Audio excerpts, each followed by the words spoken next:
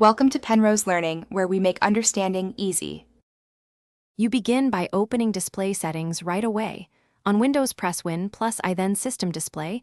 On Mac OS, go to System Settings Displays.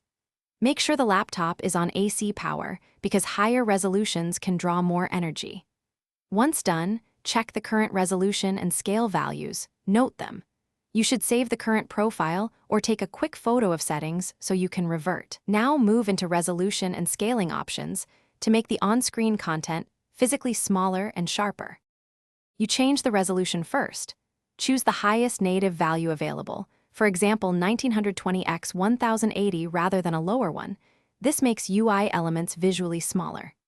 Next, lower the display scaling to 100% or use a custom 90% if supported.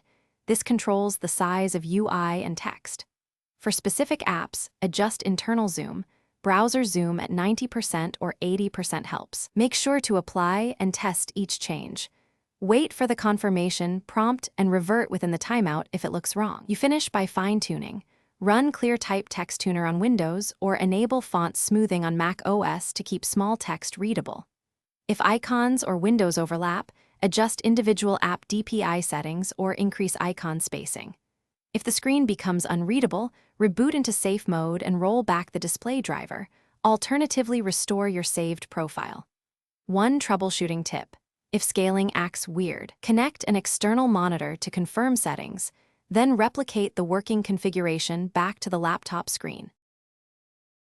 Thanks for watching. If this was helpful, leave a like and consider subscribing. See you next time.